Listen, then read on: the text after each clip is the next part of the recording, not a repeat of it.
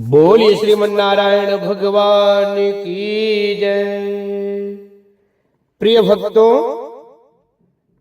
मार्गशीर्ष मास की पूर्णिमा बहुत ही महत्वपूर्ण होती है। हिंदू पंचांग के अनुसार यह पूर्णिमा प्रत्येक महीने में एक बार आती है। प्रत्येक महीने में एक पूर्णिमा, एक अमावस्या और 2 एकादशी आती है। पूर्णिमा बहुत ही महत्वपूर्ण तिथि होती है। पूर्णिमा के दिन अगर आप कोई बहुत ही शुभ काम करना चाहते हैं, बहुत बड़ा कोई काम करना चाहते हैं, तो आप पूर्णिमा के दिन भी आप कर सकते हैं। और जैसे मार्गशीर्ष मास की पूर्णिमा और भी जो कोई विशेष पूर्णिमा है, उस दिन काम करने से आपको कई गुना अधिक फल प्राप्त होता है। इस बार मार्गशीर्ष महीने में जो पूर्णिमा आ रही है वह बहुत ही ज्यादा फल देने वाली है और बहुत ही महत्वपूर्ण पूर्णिमा बताई गई है। मार्गशीर्ष महीने की जो पूर्णिमा है यह 15 दिसंबर को है, दिन रविवार है।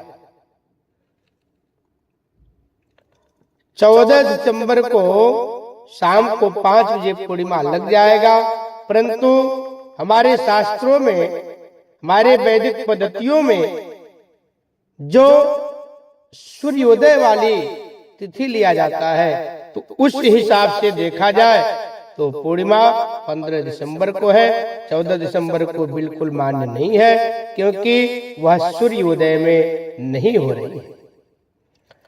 15 दिसंबर को 2:35 पर पूर्णिमा खत्म होगी दोपहर में। उदया तिथि के हिसाब से पूरा दिन पूर्णिमा का पूजा होगा, पूरा दिन पूर्णिमा का कथा इत्यादि होगा। और पूर्णिमा के दिन गंगा स्नान किया जाता है, गंगा जी में दीपदान किया जाता है। और मार्गशीर्ष महीने के पूर्णिमा की तो बातें निराला है।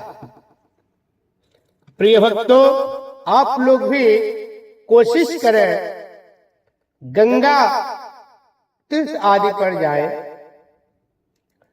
गंगा के चरणों में जाकर के वहां पर स्नान करें मां गंगा की गोदी में।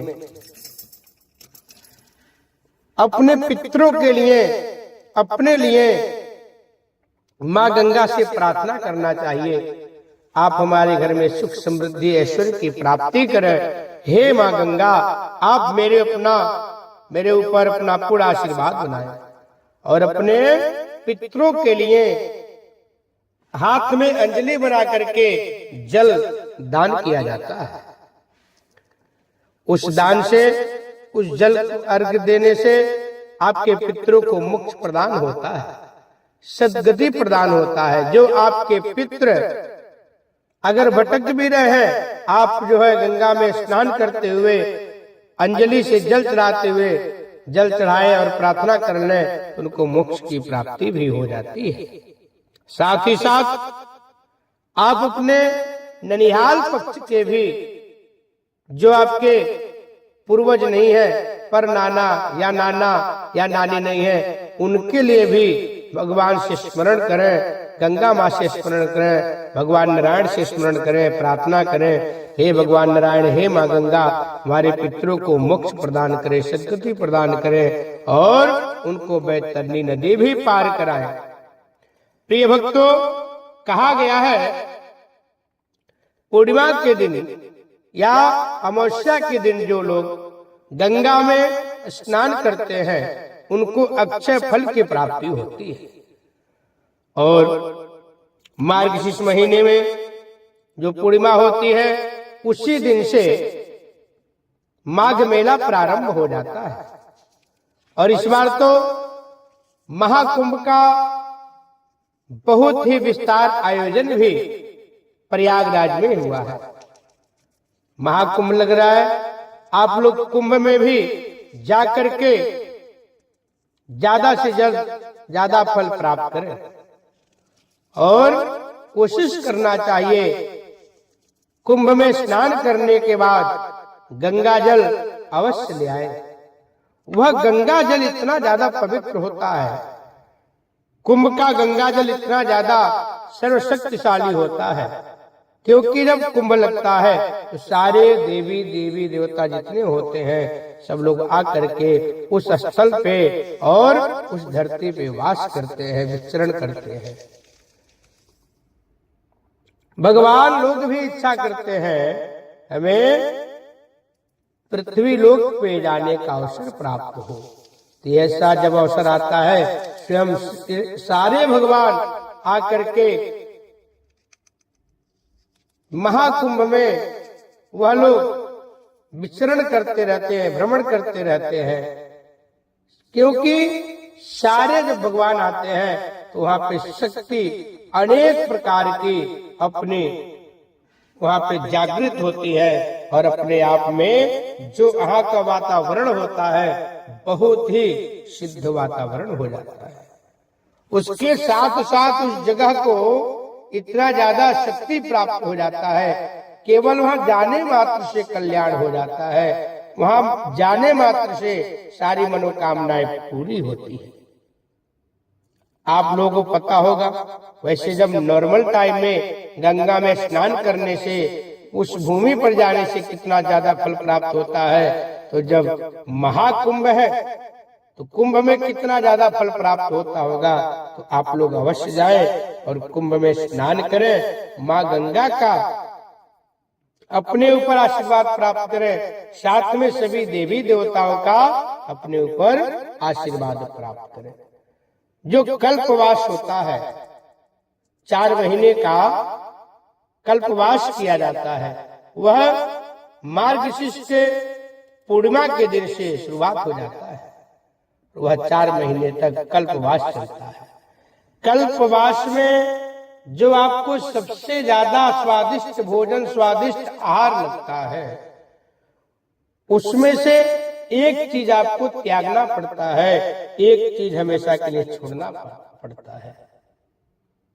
फिर चतुर्मास 4 महीने तक वहां पे रह करके भगवान का 100 अध्याय किया जाता है, भगवान का साधना किया जाता है, जब तब पूजा पाठ वारा करके किया जाता है, व्रत किया जाता है, कथा किया जाता है, कथा श्रवण किया जाता है। इस तरह से कल्पमास का पूरा विधि विधान है।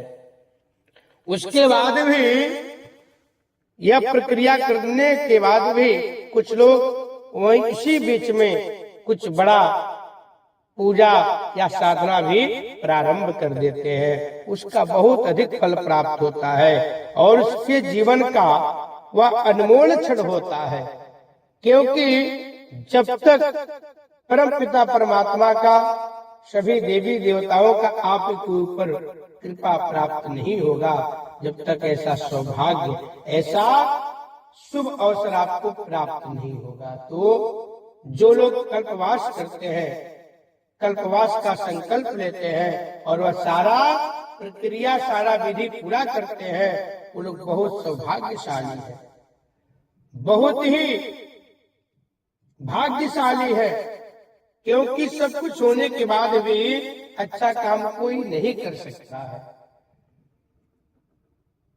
आप सर्व संपन्न है, सब कुछ आपके पास है, पैसा भी है, घर भी है, कारोबार भी है, सब कुछ संपन्न है, सामान भी है पूजा पाठ का, हवन का, लेकिन जब तक आपका भाग्य उदय नहीं होगा, आपके ऊपर दैविक कृपा प्राप्त नहीं होगा, जब तक आप अच्छा काम, सत्कर्म, पुण्य कर्म नहीं कर सकते हैं, तो आप बहुत भाग्यशाली है जो कल्पवास का संकल्प लेकर के और उसको पूरा भी करते हैं। जो एक बार कल्पवास करता है वह अपने परिवार के सभी लोगों को मोक्ष प्रदान कराने का शक्ति रखता है। जो लोग एक बार कल्पवास करते हैं वह अपने पितरों को भी मोक्ष प्रदान कर देते हैं। आप सोच सकते हैं कल्पवास में कितना ज्यादा शक्ति होता है, कितना ज्यादा वह प्रभावशाली और चमत्कारी है। आप लोगों को मैं बता दिया हूं 15 दिसंबर पूर्णिमा के दिन यह स्नान करके गंगा जी में, जमुना जी में आप भगवान श्री नारायण का, मां गंगा जमुना जी का आशीर्वाद प्राप्त करें और अपने पूर्वजों को मोक्ष कराए और अपने भी मनोकामना पूर्ण करें, आपका भी कल्याण हो जाएगा। बोलिए श्री कृष्ण भगवान की जय, बोलो श्रीमन नारायण भगवान की जय।